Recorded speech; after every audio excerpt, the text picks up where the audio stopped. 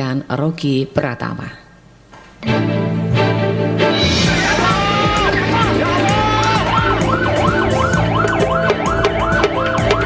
Antisipasi kebencanaan agar masyarakat lebih tanggap dan sadar lebih dini agar kerugian yang ditimbulkan oleh bencana bisa diminimalisasi. Inilah Dialog Tanggap Bencana bersama RRI Palembang.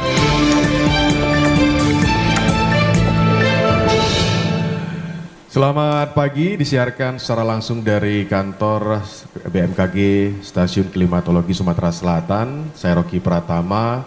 Pada pagi menjelang siang ini akan mengajak Anda pendengar untuk berbincang-bincang terkait dengan isu kebencanaan yang terjadi di Provinsi Sumatera Selatan. Dan oleh karena itu kami sudah menghadirkan narasumber yang merupakan empunya rumah ya, yang punya kantor ini, yaitu Kepala BMKG Stasiun Klimatologi Sumatera Selatan, Bapak Wandayan Tolis. Selamat pagi menjelang siang, Pak. Apa kabar? Selamat pagi, Pak. Ya. Alhamdulillah baik. Sehat, Pak ya? Alhamdulillah. Oke. Dan ada lagi satu narasumber, namun masih dalam perjalanan. Nanti kita akan berbincang juga bersama beliau, yaitu Kepala Sarana Prasarana DLHK Kota Palembang, Bapak Andika Marta Dinata. Nah, pendengar, pada saatnya nanti juga Anda bisa bergabung bersama kami. Ada pertanyaan, tanggapan juga kami persilahkan. Anda bisa menghubungi kami baik bisa telepon langsung atau bisa melalui line WA ya, secara WA mengirimkan pesan singkat di 0813 6748 8599. Ya, Pak Andika sudah hadir. Pak Andika, selamat pagi Pak, menjelang siang, apa kabarnya? Ya, bisa menggunakan mikrofonnya Pak. Iya, oke. Dalam jauh Pak ya, macet Pak ya. Gak kirain di BLPT. Oh, baik. Kemarin tempat di BLPT kan? Baik, baik Bapak-bapak, kita akan berbincang nanti terkait bagaimana isu kebencanaan di Sumatera Selatan ini, koordinasi antara BMKG, mungkin informasi dari BMKG yang juga nanti akan diolah oleh DLHK terkait mitigasi bencana dan sebagainya. Nah, saya ke Pak Wandayan Tolis dulu Pak. Beberapa pekan ini rasanya di Palembang ya, mungkin juga di daerah lain terasa sangat panas sekali. Biasanya kalau panas di siang hari katanya akan hujan biasanya di malam hari, namun kenyataannya ditunggu-tunggu malam hari juga tidak hujan. Nah, dari hasil monitoring kita Pak, mungkin sampai dengan pekan terakhir di bulan Oktober ini, bagaimana kondisi iklim di Sumatera Selatan ini, apakah akan masuk ke dalam musim hujan atau belum Pak? Iya, baik. Memang untuk bulan Oktober ini merupakan puncak suhu maksimum di Palembang dan Sumatera Selatan. Nah, suhu panas ini kemudian akan memberi efek lebih gerah lagi kepada kita karena berseling antara hari tidak hujan dengan hujan. Jadi ketika hari hujan, uap air masuk, kelembaban kita meningkat. Besoknya ketika tidak hujan, sengatan matahari yang optimum, tapi kelembaban yang tinggi, ini yang menyebabkan kita merasa suhu itu sangat panas. Jadi di dalam meteorologi ini namanya indeks kesumukan atau temperature humidity index ya. Jadi semakin tinggi kelembapan, suhu itu akan terasa semakin panas. Jadi pengukuran dari termometer itu mungkin hanya menunjukkan 31 derajat Celcius, tapi karena kelembaban kita ke 70-80, maka suhu yang kita rasakan itu akan terasa seperti 33 sampai 34 derajat Celcius. Dan ini pola normal. Normal masih Pak ya? Pola normal. Di Sumatera Selatan itu ada 2 kali puncak suhu maksimum karena matahari 2 kali melewati Sumatera Selatan ya, di bulan April dan di bulan September. Nah, ketika matahari melewati satu tempat itu puncak suhu maksimum tidak di tanggal itu, tetapi bergeser 1 minggu sampai 2 minggu karena daratan, lautan itu butuh waktu melepaskan panas. Ini sama seperti ketika siang hari suhu maksimum itu tidak jam 12, padahal matahari kan tepat di jam 12. Suhu maksimum itu di jam 2 ke jam 3 sore. Karena akumulasi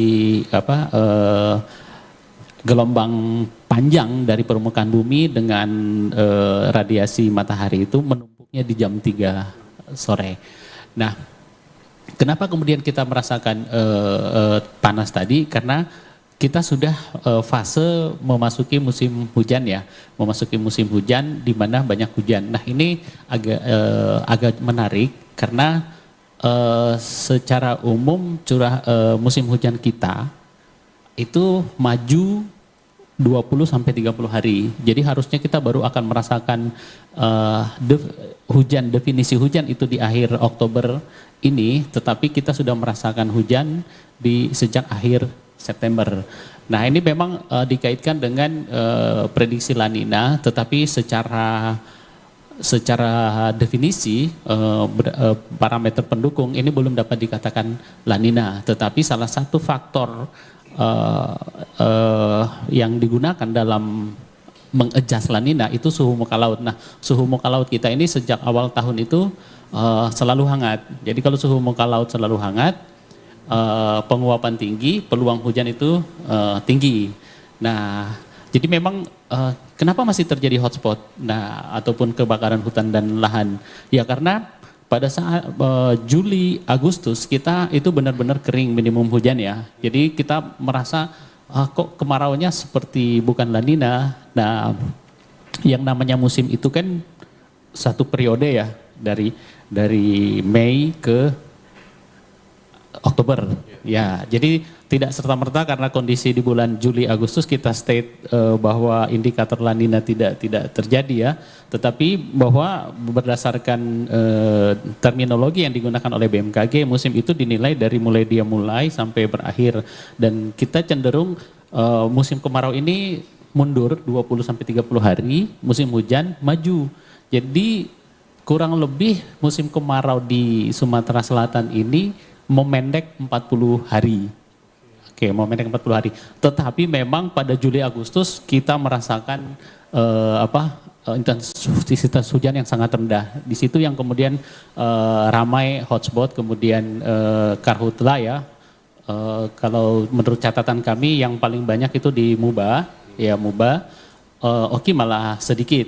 Kalau tahun lalu El Nino itu Oki yang paling banyak, ya mungkin demikian. Oke, baik. Baik pendengar, kami ingatkan bagi Anda yang ingin bergabung, memberikan tanggapan atau pertanyaan bisa menghubungi nomor 0813 6748 8599. Jadi memang ada anomali Pak ya, musim kemarau mundur atau berkurang begitu Pak ya? Iya. Berkurang, sementara musim hujan sudah maju dulu. Maju dulu. Ini apakah anomali ini karena perubahan iklim yang terjadi Pak? Iya. Kalau kita melihat hanya data satu tahun ini, itu masih dikategorikan sebagai variabilitas iklim. Tahun depan dia akan kembali normal lagi, begitu kan? Atau tahun lalu ternyata sangat kering. Tetapi kemudian hasil proyeksi BMKG untuk 50 tahun, memang untuk wilayah selatan Indonesia itu cenderung curah hujan total tahunan itu meningkat. Tetapi peningkatan ini ada di musim hujan. Di kemaraunya itu makin kering. Memang secara akumulasi curah hujannya meningkat begitu. Nah, sehingga menjadi tantangan bagi kita misalnya dalam kebencanaan, potensi kebakaran hutan dan lahan semakin meningkat di musim kemarau, tetapi kemudian bencana hidrometeorologis lain, banjir, longsor, puting beliung, hujan es itu juga meningkat di musim penghujan. Ya, jadi ini bagian dari tren perubahan iklim. Perubahan iklim kan dipicu pemanasan global, gas rumah kaca, dan mungkin Pak Andika dari DLH yang aktif memantau ini, dan kemudian perubahan perubahan kondisi lokal dan global ya, misalnya perubahan lahan, kenampakan lahan dan berkurangnya pohon itu bagian dari pemanasan global. Oke, sekarang kan masuk fase musim hujan ya. Iya. Mau masuk begitu ya Pak ya. Puncaknya kapan Pak? Iya. Jadi berdasarkan data kami, musim hujan itu di wilayah barat itu sudah berlangsung sejak awal September. Ya, barat, Musirawas Utara. Tetapi memang curah hujan ini terakumulasi menumpuk misalnya 3 hari berturut-turut, kemudian 5 hari kering. Ya, tetapi kemudian terminologi BMKG musim itu adalah akumulasi hujan. Jadi walaupun hujannya sudah melebihi kategori musim, tetapi karena dia mengumpul di 3 hari, 5 harinya tidak hujan, potensi hotspot itu masih ada begitu. Nah, di wilayah tengah ke timur itu sudah musim hujan sejak pertengahan April dan pertengahan September dan akhir September. Timur ini daerah mana Pak? Ya, kami mendefinisikan timur ini Palembang, Banyuasin, ke Oki ya. Oke. Bagian tengah itu Muara Enim, Prabu Muli, kemudian barat itu Empat Lawang, Pagar Alam, ya, Muratara ya, begitu. Nah, puncak musim hujan kemudian tidak sama ya. Jadi dalam kami membagi zona musim di Sumatera Selatan itu ada 14 zona. Karena 14 zona ini dibedakan berdasarkan awal datangnya musim dan panjangnya musim. Nah, yang paling kering di Sumatera Selatan ini Oki. Oki ini paling awal memasuki musim kemarau dan paling akhir datang musim hujan. Nah, makanya pada tahun El Nino Oki ini cukup parah. Kebakaran hutan dan lahan ya. Ya, tahun ini mungkin ada langkah-langkah yang antisipatif seperti misalnya di awal Juli itu ada operasi modifikasi cuaca pembasahan lahan. Nah, ini ternyata cukup efektif karena hujannya banyak jatuh di Oki yang tahun lalu banyak fire spot ya, hotspot. Nah, puncak musim hujan ini berdasarkan prediksi kami itu ada di November, Desember dan Januari. Jadi tidak sama karena setiap daerah memiliki normal iklim yang berbeda. Baik, terima kasih Pak Wanayatolis dan saya ke Pak Andika. Pak Andika, ini kan November, prediksinya tadi November sampai ke Januari sudah mulai masuk puncak musim penghujan. Di kita Kota Palembang ini kalau sudah mulai masuk musim hujan itu sudah banyak berbagai persoalan yang dihadapi ya, pasti. Banjir begitu dan sebagainya. Dari DLHK bagaimana antisipasi untuk menghadapi musim penghujan nanti Pak Andika? Ya, terima kasih. Ya tadi mendengar katanya musim hujan bulan depan berarti ini Pak ya, bakal datang ya. Berarti memang kita harus antisipasi ya. Memang kalau musim hujan itu kalau soal sampah sendiri antara musim kemarau dan musim hujan sebenarnya tidak berpengaruh. Karena kan memang 1240 ton sampah setiap hari ya masuk. Memang sebelumnya sudah banyak Pak ya? Iya. Ya, untuk produksinya tidak, ya. Ya produksi itu tidak antara musim hujan dengan musim kemarau tuh tidak ada beda. Karena produksinya masih segitu. 1000 ya. Berapa tadi Pak? 1240. Naik lagi ton. Pak ya? Oke. Ya. Baik. Ya seiring dengan meningkatnya aktivitas penduduk dan meningkatnya populasi, sampahnya akan semakin banyak otomatis. Jadi memang benar tadi yang dijelaskan tadi, memang kita sudah sangat merasakan ya perubahan iklim ini. Yaitu di berita juga kita sudah menyaksikan sendiri yang kutub es sudah mencair, kemudian yang tadinya Gunung Sahara ya padang pasir juga ada yang sudah ditumbuhi. Nah, itu sudah di dalam Al-Qur'an sudah dijelaskan. Jadi memang kita harus merubah pola itu sendiri ya, pola hidup kita sendiri. Kalau soal sampah pasti kita kan bagaimana kita mengedukasi penduduk bahwa jangan membuang sampah sembarangan, karena memang sampah itu yang akan menyumbat saluran-saluran otomatis. Jadi bagaimana kita bersinergi dengan PUPR, dengan dinas-dinas terkait agar nanti yang kita hadapi nanti bulan depan dengan intensitas hujan yang luar biasa itu dapat diantisipasi. Karena memang walaupun kita ini kan rawa ya, jadi bukan yang punya kontur tanah yang menurun. Jadi otomatis tidak ada dorongan hampasan air itu ke bawah. Itu dia hanya menggenang. Jadi apabila disumbat dengan sampah-sampah yang dibuang sembarangan oleh penduduk, maka saluran-saluran akan tersumbat, otomatis akan membuat genangan itu berkurang itu sangat lama. Oke, baik. Baik, pendengar, kita akan kembali setelah ini. Nanti Anda bisa bergabung bersama kami di nomor 0813 6748 8599. Bersatulah Indonesia, jangan pernah terpecah belah. Walau kita berbeda, walau kita tak sama, Radio Republik Indonesia, kita Indonesia sesungguhnya.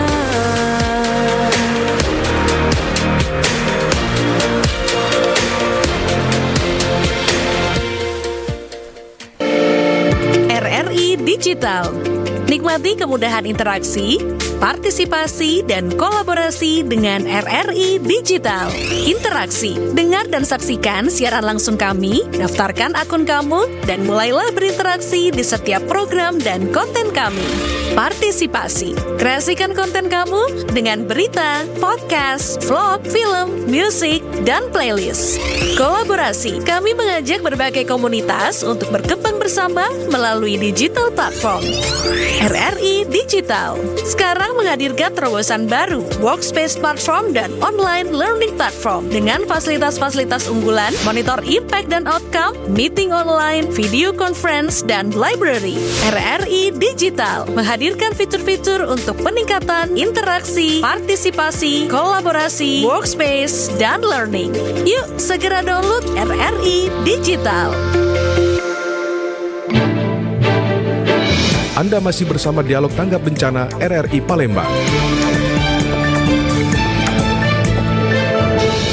Ya, terima kasih Anda masih bersama kami dalam siaran langsung Tanggap Bencana dari kantor BMKG Stasiun Klimatologi Sumatera Selatan.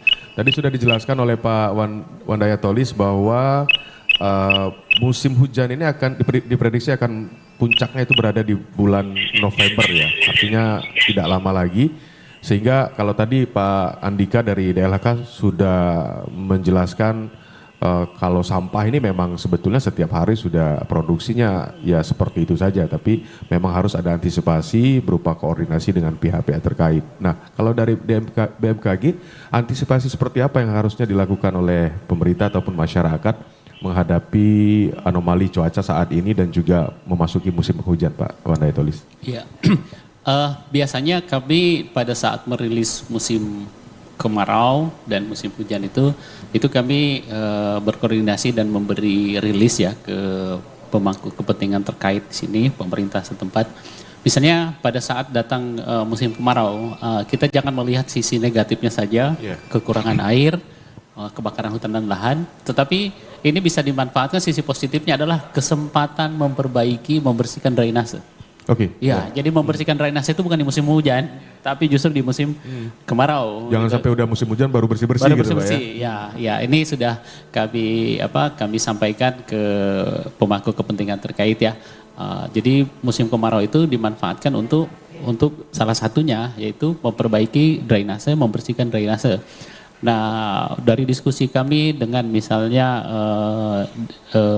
bidang sumber daya air di Palembang ya, bahkan mereka menemukan itu di saluran air itu berdiri bangunan. Ya, dan ini kan menghambat ketika musim hujan datang, ini menghambat jalannya air. Ya, jadi walaupun Pak Andika membersihkan sampah, tetapi ada bangunan di situ. Ya, ini akan menyulitkan bagian dari kita memitigasi bencana misalnya munculnya banjir. Dan Pak Andika sudah menyebutkan tipologi kita ini seperti rawa ya, di kemiringannya tidak terlalu tinggi. Sehingga ketika masa transisi menuju musim hujan itu ciri datangnya itu hujan yang datang secara tiba-tiba, mendadak dan intensitas tinggi. Nah, ini yang sering melampaui kemampuan drainase mengalirkan air.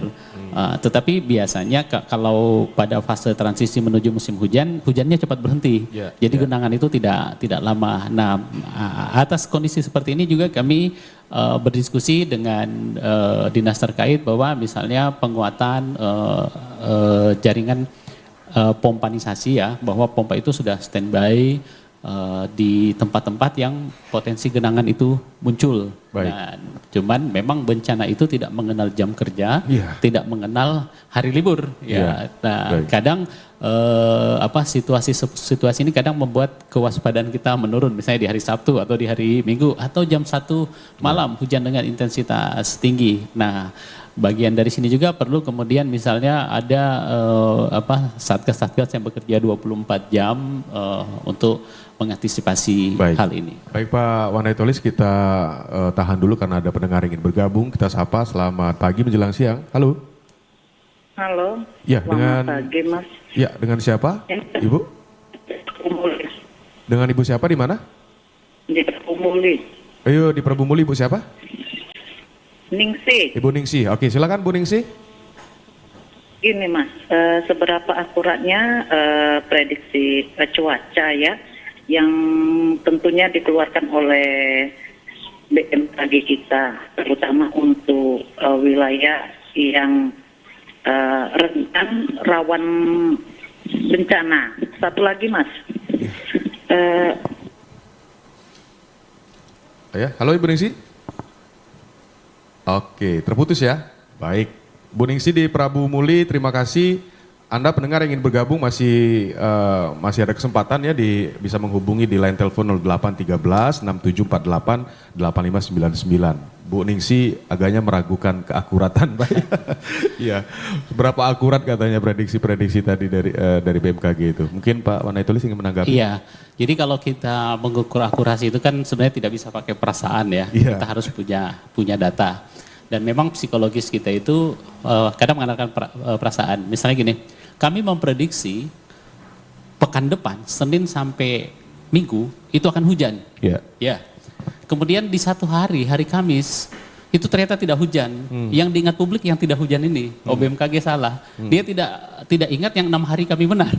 Begitu ya. Jadi tingkat akurasi kami itu ada 6/7 sebenarnya gitu kan. Tetapi yang akan diingat publik adalah yang ketika kami salah itu. Dan bagian prediksi iklim, prediksi cuaca itu sebagaimana sains itu ada uncertainty. Ya, ada faktor ketidakpastian 5-10%.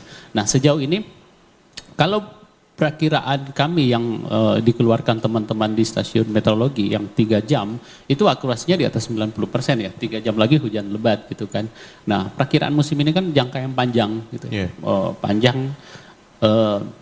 Kami mengeluarkan perakiraan awal musim hujan yang jatuh di September ini itu sudah dikeluarkan sejak beberapa bulan yang lalu gitu kan. Jadi bisa dibayangkan range betapa kemampuan model komputer itu dituntut tinggi yang masih beberapa bulan lagi sudah harus kami hitung.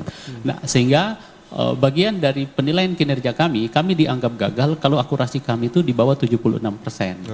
Gitu. Nah, akurasi di bawah 76%. Nah, sejauh ini akurasi, ketepatan dan kecepatan layanan kami itu masih di atas 80% gitu.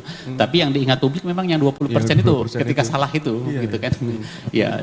Sejauh ini alam itu bukan sebuah laboratorium yang semuanya bisa dikontrol begitu kan. Atmosfer ini banyak faktor yang chaotic ya, sangat random, sangat ini. Jadi kita hanya bisa mampu mengikuti pola-pola besarnya. Ada pola-pola kecil yang belum tercapture di modeling. Misalnya ada perubahan fungsi lahan di komputer yang kami gunakan menghitung itu belum muncul kan. Itu akan muncul 5 tahun kemudian. Mungkin demikian. Baik. Nah, kalau di musim hujan ini ya kebetulan saya tinggal di wilayah Kenten ya Pak Andika, tidak jauh dari TPA Sukawinatan itu. Biasanya kalau masuk musim penghujan atau setelah hujan itu aroma dari sampah itu jarak rumah sekitar 3 kilo tuh terasa Pak, tercium Pak ya. Nah, antisipasi Pak, mungkin ada antisipasi dari DLHK nanti di musim hujan bagaimana mengantisipasi agar bau itu tidak terlalu menyengat begitu dan sebagainya, dan atau tidak terjadi longsor di sampah itu, apa yang dilakukan Pak? Ya, di TPA itu memang kalau musim kemarau kayak tahun kemarin bisa terjadi kebakaran. Ya itu. Kalau misalnya musim hujan begini ya baunya menyengat ya. terjadi longsor. Longsor juga betul. Ya, kalau bau menyengat itu kan dikarenakan air lindi itu mengalir dengan deras dari atas, dari tumpukan sampah, kemudian air hujan mendorong air lindinya mengalir ke saluran-saluran. Jadi memang sebelum musim kemarau itu, sebelum musim hujan, memang kita kan kita ada namanya cover soil. Cover soil itu fungsinya adalah pertama untuk menutup sampah yang memang di level tertentu, sehingga apabila musim kemarau maka dia tidak sampai membakar atau menghanguskan sampah yang di bawah yang kering, yang sangat kering gitu. Jadi dia ada level batasan gitu. Jadi mungkin terbakarnya akan dihalangi dengan tanah yang di cover tadi. Oke, saya potong dulu Pak. Artinya setiap musim kemarau itu potensi terbakar itu tinggi Pak ya, memang di ya, TPA itu. Pasti ada aja yang waktu terbakar kemarin gitu ya. Sebelum masuk musim hujan kita mengadakan antisipasi dengan mengadakan piket keliling, kemudian piket tengah malam. Jadi tenaga operator-operator alat berat itu setelah mereka mengadakan pelayanan jumping, maka mereka akan monitor keliling. Karena memang pertama terjadi oleh alam, kedua terjadi oleh manusia. Karena potensi membakar dan mendapatkan sesuatu di sampah itu tinggi apabila terjadi proses pembakaran. Mereka bisa memisahkan antara sampah yang seperti metal-metal, mereka lebih gampang memisahkan. Itu yang pertama. Yang kedua, itu tadi karena alam, karena pembakaran gas metan itu akan meningkat gitu. Jadi panas bercampur dengan gas metan maka akan terjadi potensi kebakaran. Jadi memang kalau musim hujan pun kita yang beratnya adalah tadi saya bilang pertama, memang jumlah volume sampah itu sama. Tapi beratnya kalau musim hujan dikarenakan volume sampah itu tetap sama, tapi berat sampah itu ditambah dengan kadar air. Oke, baik, berat sampah itu ditambah. Nanti kita lanjutkan Pak. Ada yang ingin bergabung. Selamat pagi menjelang siang. Halo. Ya, selamat siang. Selamat siang. Dengan siapa, Ibu? Saya Tari. Tari di mana Bu Tari? Di Kertapati. Oke Bu, silakan Bu Tari. Ada yang ingin ditanyakan atau ada tanggapan? Tadi saya sempat menyimak ada yang Bapak tadi mengatakan bahwa bencana itu kan tidak bisa diprediksi. Kita bisa lengah pada saat Sabtu, Minggu, dan hari libur. Nah ini sebaiknya apa sih yang kita lakukan ini Pak sebagai masyarakat ini secara mandiri biar bencana ini bisa kita atasi? Apa kami perlu sedia ada isinya gitu lah. Kalau apa lakukan keluar atau gimana? Nah, juga untuk dari DLHK gimana caranya juga biar kami bisa antisipasi secara mandiri bencana. Terutama sampah ini Pak, balik lagi ke sampah. Jadi biar kami bisa sadar dirinya berlipat-lipat gitu Pak. Baik. Terima kasih. Terima kasih Bu Tari. Oke, kita tahan dulu pertanyaan Bu Tari.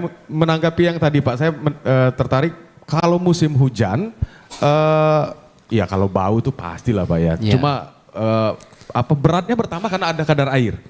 Ya kadar airnya bertambah. Karena kan hujan kan?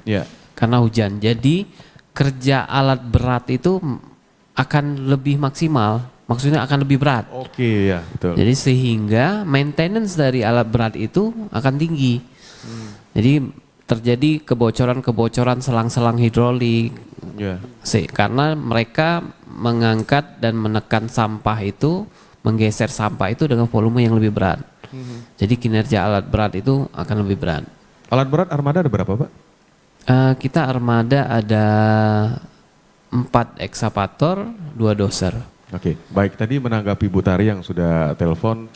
apa yang harus dilakukan masyarakat secara mandiri untuk menghadapi musim penghujan terkait dengan mungkin pengelolaan sampah, Pak Andika? Siap. Sekalian menambahkan. Saya senang sekali itu pernyataannya dari Ada yang secara masyarakat sadar begitu secara ya? sadar gitu kan. Wow, ya. Karena memang tanggung jawab kita bersama ya. Betul, Jadi betul. bagaimana kita mandiri untuk mengantisipasi semua, karena kalau misalnya mengandalkan Pemerintah hanya saja, pemerintah ya. saja itu tidak akan mungkin bisa maksimal gitu. Iya, iya. Jadi memang jalan keluarnya adalah mengelola sampah itu sendiri. Mengelola sampah dari rumah tangga ya, memisahkan antara anorganik dan organik. Dan yang anorganik kan bisa dijual di bank sampah gitu. Jadi kan ada pertumbuhan sirkular ekonomi, dan untuk masyarakat pun itu tabungan sampah ya, tabungan sampah. Dan anorganiknya pun bisa dijadikan kompos atau dijadikan kalau misalnya ada pengolahan maggot ya dijadikan makan maggot. Iya, iya. Sehingga sampah yang dihasilkan dari setiap masyarakat itu berkurang.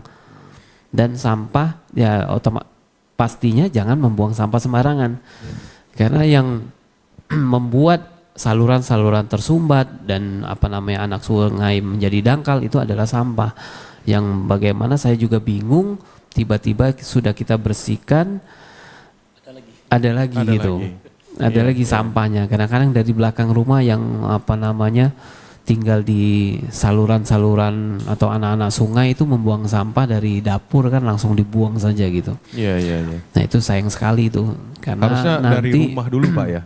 Kesadaran itu dari rumah untuk mengumpulkan dan memilah sampah itu ya. ya kalau tidak belum mampu memilah sampah, jangan membuang sampah sembarangan. minimal Buanglah ya. sampah ke tempatnya, karena memang kita akan mengambil sampah itu pasti setiap hari dari TPS ke TPA.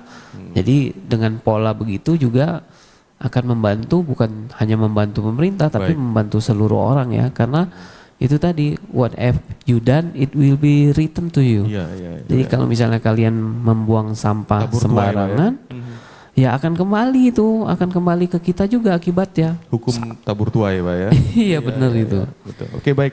Nah, kalau Pak Wanaitolis mungkin menanggapi tadi Bu Tari, apa yang harus dipersiapkan nih masyarakat yang anomali cuaca tidak jelas seperti ini katanya? Iya.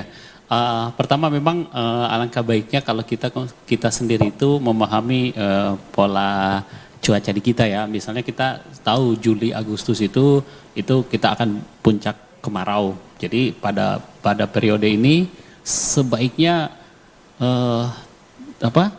menghindari bakar membakar gitu ya, karena tingkat kemudahan terbakar itu akan meningkat di Juli Agustus. Jadi mungkin ada sampah yang kertas dibakar ya, sebenarnya dari permen LH itu bakar-bakar itu tidak boleh gitu, tidak ada, baik rumah tangga, pertanian atau kehutanan, bakar-bakar itu tidak ada begitu. tidak dibolehkan begitu. Dilarang Pak ya? Dilarang ya. Jadi sampah harus dibakar. Jadi pada saat kita tahu Juli Agustus kita adalah puncak kemarau, ya sebaiknya kita menghindari bakar-bakar. Dan kemudian kita tahu kita puncak mulai musim hujan itu di mulai hujan di Oktober kemudian puncak hujan di Desember ke Januari, maka kita juga tahu bahwa kita harus bersedia mengantisipasi datangnya hujan yang tiba-tiba, munculnya genangan. Maka seperti tadi, selokan yang di lingkungan kita jangan sampai tersumbat oleh sampah kita sendiri. Karena ketika itu menggenang, ya yang tergenang rumah kita sendiri ya. Saya pernah melihat video orang Indonesia ya di Jepang, itu kan dia bertanya, Jepang yang sebersih ini tempat sampahnya kurang gitu kan. Dia sempat bertanya, kenapa tidak ada tempat sampah? Oh, buat apa gitu kan? Buat kita naruh sampah. Nanti siapa yang mengut lagi dari tempat sampah itu gitu kan. Kalau kita effortnya luar biasa kan,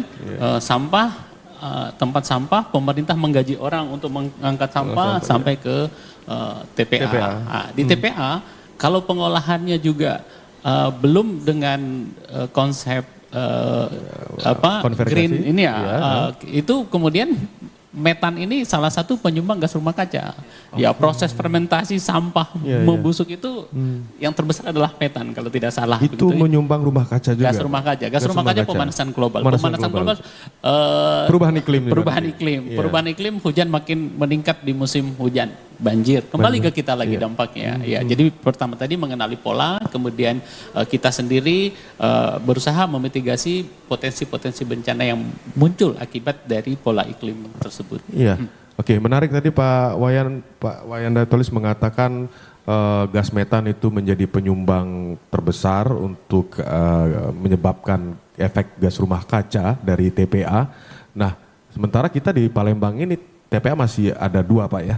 Ada yang di Musi 2 dan di Sukawinatan. Tapi rencananya ada pembangunan PLTSA Pak ya. Iya. Nah, mungkin masyarakat juga ingin tahu perkembangannya atau progresnya sekarang seperti apa Pak pembangunan PLTSA itu?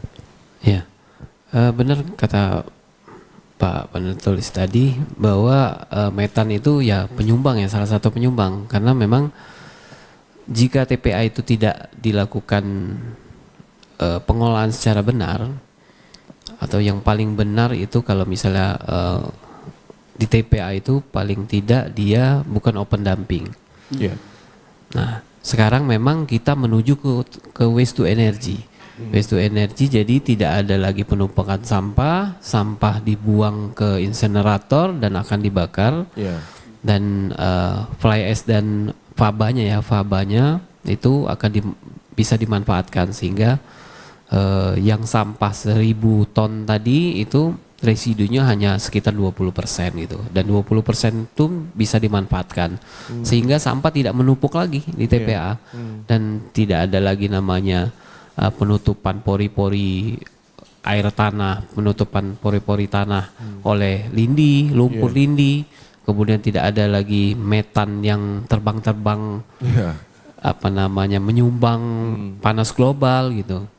Nah, itu yang satu lagi. Kita juga ke depan itu waste to energy, sampah menjadi RDF. RDF itu pengganti batu bara. Oke. Dan kalau soal pembangunannya, kalau yang waste to energy insenerator, PLTSA, itu sekarang lagi proses pembangunan. Baik. Dan kalau yang RDF tadi, pengganti batu bara, itu akan dibangun di Sukawinatan, itu sekarang lagi tahap pematangan lahan. Ya, mudah-mudahan ke depannya tidak akan lagi ada penumpukan sampah dan kita pengolahan sampahnya menuju waste to energy. Baik. Baik Bapak-bapak, kita istirahat sebentar, nanti kami akan kembali setelah yang satu ini.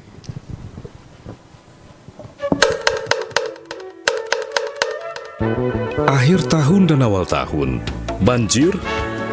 Tidak heran lagi, karena memang pada saat itulah waktu-waktu mereka akan berkunjung. Seharusnya karena sudah rutinitas tahunan yang bisa diprediksi, kewaspadaan kita harusnya lebih tinggi untuk menghindari kerugian. Tapi terkadang, walau kita sudah cukup tinggi kewaspadaan, yang namanya musibah sulit pula untuk diprediksi. Kadang banjir bisa datang lebih besar dari yang kita perkirakan. Tapi yang pasti, jika daerah Anda termasuk rawan banjir, ada baiknya untuk menyimpan dokumen penting di tempat yang aman dan agak tinggi. Cabut semua colokan listrik saat banjir mulai meninggi. Jika ketinggian air sudah mencapai saklar, lebih baik matikan semua listrik. Siapkan alat siaga bencana, radio baterai, senter, korek api gas, lilin, selimut, tikar, jas hujan, ban karet jika ada, dan makanan cepat saji yang harus disiapkan sebelum banjir muncul. Amankan kendaraan dan barang ke tempat yang lebih tinggi dan aman.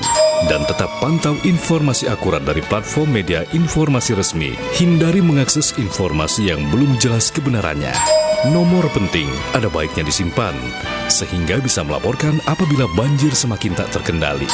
Jika banjir datang dan terus meninggi, evakuasi diri ke tempat yang lebih aman. Dengan persiapan dini untuk siaga bencana, keselamatan diri dan orang yang disayangi akan lebih terjamin. rri.co.id Portal Kantor Berita Nasional Radio Republik Indonesia. Berbagai berita terkini dari seluruh pelosok negeri dan dunia internasional, politik, hukum, sosial, budaya, ekonomi, olahraga, dan hiburan dari lebih 60 kota se-Indonesia dan perwakilan luar negeri. Ketik www.rri.co.id.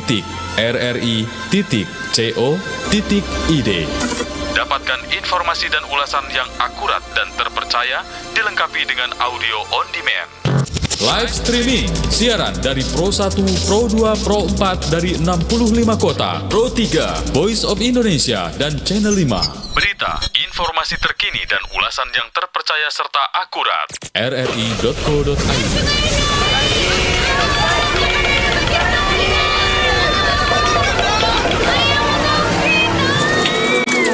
Kamu kena banjir ya, Pus. Kasihan, sini aku keringkan badanmu ya. Kasihan si Pusi ya, Ca. Habis orang-orang itu suka buang sampah di kali sih. Teman-teman, kita angkut sampah ini yuk ke tempat pembuangan sampah. Jangan dibuang di kali seperti orang-orang itu. Ayo! Mereka masih kecil, tapi mereka sudah berpikir cerdas. Bagaimana dengan Anda? Pesan ini disampaikan oleh Radio Republik Indonesia. Anda masih bersama Dialog Tanggap Bencana RRI Palembang.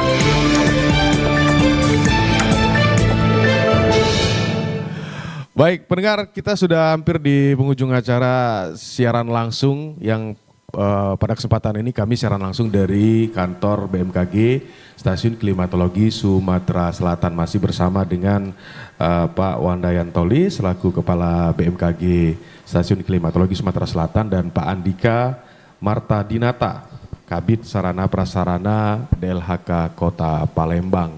Kita sudah berbicara cukup banyak ya soal bagaimana antisipasi yang dilakukan oleh pemerintah dan juga keterlibatan masyarakat, kemudian juga soal perubahan iklim yang juga mempengaruhi cuaca di kita ini ya, di Provinsi Sumatera Selatan. Saya ke Pak Wandayan Tolis lagi. Pak Wandayan Tolis, soal peningkatan bencana ya, kita tahu bahwa Sumatera Selatan ini punya karakteristik bencana yang tentu berbeda dengan wilayah lain. Nah, perubahan iklim ini memicu terjadinya peningkatan bencana. Kalau dari BMKG Sumatera Selatan, prediksinya seperti apa, Pak? Ya, pertama kalau kita ke perubahan iklimnya dulu ya, kami juga seperti DLH ini punya alat pemantau untuk gas rumah kaca, tapi yang untuk persisnya gas rumah kaca itu ada di Kota Tabang ya. Kalau di sini kami memantau PM2,5 partikulatnya. Itu biasanya dia linear kalau ada karhutlah. Oh, hubungannya ke karhutlah ya. Okay. Karhutlah. Nah, tetapi kemudian dalam pengamatan perubahan iklim ada banyak faktor gitu kan. Misalnya kemampuan Palembang itu sudah sangat baik dalam pengelolaan sampah ya. Tetapi berapa banyak kabupaten kota yang kemampuannya seperti DLHK Palembang ya. Sampah ketika masih konvensional dia menumpuk, fermenteriknya itu metan ya, dibakar CO2, O2, N2O. Ketika fermenterik dia masuk ke tanah, air menjadi menjadi aliran permukaan ke sungai, sungai ke laut, maka di laut lagi ada namanya ocean acidification, pengasaman laut. Pengasaman laut akibat sampah tadi. Dari sampah tadi menumpuk, kemudian proses kimia di lautan meningkatkan keasaman. Pertama, keasaman ini akan membunuh terumbu karang. Sementara kita tahu terumbu karang ini untuk menyerap CO2. Ketika kandungan air yang mengalir tadi juga mendorong proses kimia meningkatkan CO2 di laut, artinya kemampuan laut menyerap CO2 di atmosfer berkurang. Maka karena CO2 yang diserap lautan makin berkurang, pemanasan global, perubahan iklim. Muter di situ lagi. Jadi dari satu pengelolaan sampah, belum lagi perubahan fungsi lahan ya. Nah, maka ketika perubahan iklim ini terjadi, maka sangat wajar kemudian bencana hidrometeorologis tadi meningkat, gitu kan ya. Peningkatan curah hujan di musim hujan, banjir, longsor, kemudian intensitas puting beliung meningkat. Ya, oke, intensitasnya. Jadi puting beliung itu hal yang wajar dalam cuaca, tetapi ketika intensitasnya terus meningkat, ini perubahan iklim. Ya, hujan es itu fenomena meteorologi yang biasa. Tetapi ketika frekuensinya intensitasnya tinggi udah perubahan iklim. Nah, itu paling sering terjadi di fase transisi. Seperti saat ini kita belum benar-benar masuk intensitas merata ya. Jadi ada selang hujan, 2 hari tidak hujan. Nah, ketika besoknya lagi mulai ada uap air, terbentuk konvektif yang kuat. Awan, kami menyebutnya awan cumulonimbus yang menjulang tinggi, ini bisa sampai 12 km tingginya. Di puncaknya itu es. Di bawah arus naik, ada arus turun. Ketika arus naik ini cepat naik turunnya, disitulah terbentuk vortex yang kita lihat sebagai puting beliung. Ketika es di atas, puncak atasnya itu makin berat, besar, kecepatan jatuhnya ke darat lebih besar dari kemampuan atmosfer membuat dia cair, itulah hujan es yang kita terima. Nah, hujan es ini kan seperti kerikil yang jatuh di rumah kita ya. Mobil-mobil itu bisa rusak, kaca bisa pecah. Nah, ini bencana-bencana hidrometeorologis yang sering terjadi di fase transisi seperti saat ini, dan dengan perubahan iklim frekuensinya makin meningkat. Oke, baik, mungkin Pak Andika ada yang ingin ditambahkan Pak soal antisipasi kebencanaan sampah tadi, bahwa sampah ini ternyata dari satu sampah saja itu banyak ya, serba salah Pak, dibakar salah, ditimbun salah begitu ya, bahkan ke laut juga bikin asam seperti apa? Tadi udah dijelasin ya, hanya dari satu sampah, masalah sampah kan. Jadi ya memang sampah itu kita yang menghasilkan, ya kita harus berani bertanggung jawab sampah itu. Jadi bagaimana kita mengelola sampah itu sedemikian rupa, atau paling tidak jangan buang sampah sembarangan lah, jangan merugikan orang banyak. Jadi ya tidak bisa mengelola sampah, tidak bisa memilah sampah, atau belum mau, sekarang mau atau tidak. Hanya itu saja kan. Paling tidak jangan menambah masalah dari baru ya, apa yang kita hasilkan gitu. Oke, mewakili beberapa keinginan ya atau statement dari masyarakat, ada juga yang mengatakan begini Pak Andika, kita nih mau buang sampah tapi di wilayah ini tidak ada kotak sampah katanya, ada yang begitu masyarakat mengatakan. Nah, jadi penyediaan kotak-kotak sampah di beberapa di kelurahan-kelurahan atau di kecamatan itu sudah mencukupi atau belum Pak kalau di Kota Palembang? Jadi gini, sebenarnya kita ini kan kalau kita dinas DLH ini tanggung jawabnya sebenarnya hanya mengambil sampah dan mengangkut sampah dari TPS, kumpul ya, sampah yang dikumpulkan di TPS itu kita angkut ke TPA dan kita kelola di TPA. Tapi kan sekarang cenderung lebih banyak sampah liar. Karena masyarakat tadi tidak mau membuang sampah pada tempatnya. Kalaupun misalnya tidak mau membuang sampah karena jauh tadi, tidak ada tong sampah atau segala macam, tapi kan sebenarnya di depan rumah kan ada tong sampah. Dan kita kan biasanya ada pelayanan langsung atau retribusi sampah ya. Kalau sekarang Perda 4 tahun 2024 itu, Dinas Lingkungan Hidup itu bisa melakukan pelayanan langsung. Jadi jika misalnya ada perumahan atau RT atau segala macam yang memang mereka mau meminta pelayanan langsung dari dinas di lingkungan hidup, maka akan dilakukan MOU gitu, dan akan dikenakan retribusi sampah sesuai dengan Perda 4 tahun 2024. Dan akan kita angkut dan kita kumpulkan di TPA gitu, dan kita kelola di TPA. Tapi kalaupun masyarakat tidak menginginkan hal tersebut, tapi seperti kita misalnya di rumah-rumah atau rumah kita saja, kita kan membayar sampah tiap bulan, pasti kan, yang mengambil tuh kan swasta. Swasta mengambil swasta. Betul. Tidak masalah, karena swasta juga mitra kita. Dalam hal ini mitra kita, karena armada kita masih terbatas. Jadi tidak mungkin kita mengambil seluruh sampah di rumah-rumah Kota Palembang. Nah, jadi kan bisa berkoordinir gitu, RT berkoordinir, kemudian mengumpulkan sampah, Iya. dan selama ini memang dilakukan. Tapi kadang-kadang ya ngapain bayar sampah gitu itu kan? yang jadi persoalan itu kadang-kadang juga ya, ada warga yang dia tidak ikut swasta tadi begitu Iya. kan, dan alasannya mau buang sampah sendiri, tapi sampahnya nggak tahu dibuang di mana. Iya, itu, Pak, sampahnya.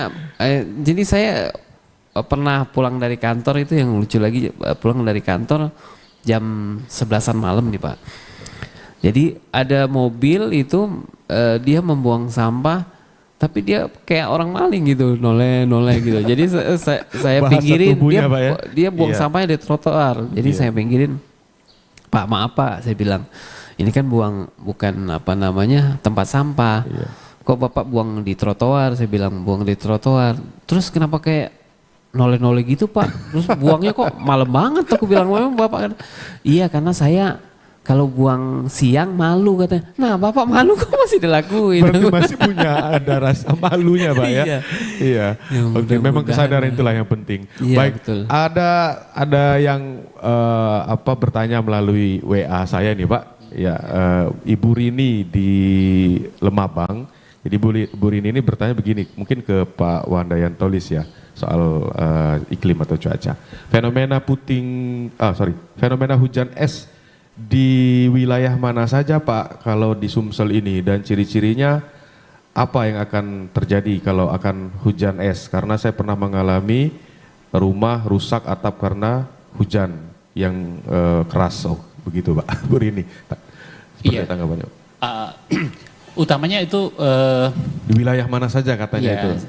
dari segi kontur permukaan, maka wilayah perkotaan tapi kemudian dikelilingi hutan ataupun badan air, itu yang potensial terjadi puting beliung ya. Okay. Nah, di perkotaan itu kan sebenarnya membentuk urban heat, kubah panas ya. Jadi ketika ada supply dari wilayah yang vegetasi dengan membawa uap air yang tinggi masuk di perkotaan yang kubah panas ini akan terangkat dengan cepat membentuk awan-awan yang tinggi, tapi tidak semua proses menghasilkan hujan es ya. Nah, beberapa ciri yang potensi hujan es puting beliung itu adalah di pagi hari itu kita merasakan gerah yang luar biasa, kemudian di siang hari itu kita bisa melihat awan yang menjulang tinggi dan hitam ya. Nah, radius awan ini sebenarnya hanya 5 km ya, radius potensi puting beliungnya. Tetapi karena ada di puncak yang awan itu, esnya itu 12 km, bisa saja hujan es ini jatuh di tempat lain yang tidak di bawah awan ini. Iya, karena anvilnya ini kayak huruf setengah T ya. Nah, di sini es. Iya. Jadi hujan esnya ini akan jatuh di sini di tempat yang bukan awan tadi. Jadi mungkin dia tidak hujan tapi hanya sekedar mendung gitu ya. Daerah ini ya. Jadi salah satu indikator utama itu kita merasakan gerah yang luar biasa dari pagi hari, pagi ke siang, bahkan dari subuh mungkin, dari subuh. Kemudian kita secara visual bisa melihat ada awan yang sangat tinggi, gelap. Ya, itu cumulonimbus. Tapi tidak semua hal seperti itu bisa terjadi ya. Tapi potensinya ada pada hal. Sepertinya Bu Rini ini trauma sepertinya tadi ya, karena hujannya atapnya rusak katanya. Hujan es itu kan yang sampai di kita sebesar kelereng kan, tapi jatuh dengan kecepatan yang luar biasa kan. Memang bisa merusak atap Pak? Iya, bisa merusak atap. Apalagi kalau yang seng itu, mobil-mobil itu bisa lecet gitu kan. Saya khawatir bukan hujan, mungkin dilempar orang mungkin dengan batu mungkin ya. Tapi memang bisa separah itu ya, kita hujan bisa membayangkan kelereng jatuh dari ketinggian 12 km. Dengan kecepatan yang tinggi, itu kan bisa, sampai begitu bahaya menimpa. juga itu ya. Baik. Pak, saya ingin masih banyak ngobrol, tapi karena kita sudah di penghujung acara, mungkin saya minta catatan-catatan penting mungkin dari Pak Andika sebelum kita mengakhiri acara kita ini terkait apa yang kita bicarakan ini, pengelolaan sampah dan potensi bencana-bencana yang akan kita hadapi saat masuk musim hujan nanti. Silakan Pak Andika. Ya memang persoalan sampah ini tidak akan pernah selesai kalau misalnya tidak semua stakeholder dan masyarakat yang peduli gitu. Jadi memang kita juga pemerintah ada keterbatasan dan keterbatasan inilah yang harusnya dibantu oleh masyarakat sekitar gitu. Jadi seperti yang saya tadi bicara bahwa sekarang paradigma itu harus dirubah gitu. Sampah itu bukan tanggung jawab pemerintah, tapi sampah itu tanggung jawab pribadi masing-masing. Iya, bukan hanya pemerintah, tapi tanggung jawab pribadi masing-masing. Karena tadi kata sudah dijelaskan dampaknya bukan cuma kita. Mungkin kalau misalnya ada yang menyaksikan, dampaknya kan baru sudah dijelaskan tadi. Saya dengarnya aja, wah luar biasa ya, dari sampah itu, baru dari sampah. Jadi kalau misalnya memang kita tidak menginginkan kiamat dini, ya kita harus merubah pola itu sendiri, yang kita harus lebih peduli dengan lingkungan. Betul. Ya, mindset dan kesadaran itu Pak ya yang harus diubah lebih dahulu ya.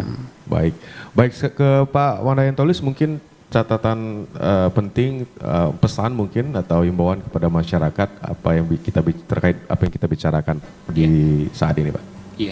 Iya, seperti disampaikan Pak Dika itu sebenarnya dimulai dari pola hidup kita ya. Perubahan iklim itu juga terjadi karena pola hidup kita dari yang sederhana pengelolaan sampah, sehingga dengan kita menjaga lingkungan, kita juga sudah menjaga bumi dari perubahan iklim. Dan antisipasi dini potensi bencana itu dimulai dari kita mengakses informasi dari kanal-kanal resmi pemerintah ya. Misalnya informasi hujan ekstrim itu dari BMKG, kemudian potensi banjir longsor dari Pemda setempat terkait dengan ini, sehingga dan masyarakat waspada tapi tidak perlu panik ya. Jadi hindari menyebarkan informasi yang ketika sumbernya tidak jelas begitu. Mungkin demikian. Apalagi sebetulnya sekarang sudah zaman smartphone, ada notifikasi kalau memang sudah terhubung dengan BMKG Pak ya. Bisa hari ini mau hujan atau apa bisa diketahui dengan cepat. Bahwa kita manusia dilahirkan di bumi, salah satu tugasnya adalah menjaga dan merawat bumi ini, tidak hanya untuk diri kita saat ini, tapi untuk anak cucu kita ke depan. Bagaimana bumi tetap layak untuk dihuni oleh manusia ataupun anak cucu kita di masa yang akan datang. Dan semoga apa yang kita bicarakan pada kesempatan pagi ini memberikan manfaat untuk kita semua. Terima kasih Bapak-Bapak, Pak Wandayantolis, Kepala BMKG Stasiun Klimatologi Sumatera Selatan. Terima kasih Pak, dan kepada Pak Andika Marta Dinata, Kabid DLHK Kota Palembang juga terima kasih sudah meluangkan waktunya di pagi hari ini. Baik pendengar, terima kasih semuanya. Kita akan berjumpa lagi dalam siaran tanggap bencana lainnya. Saya Rocky Pratama, pamit undur. Sampai jumpa. Demikian dialog tanggap bencana RRI Palembang.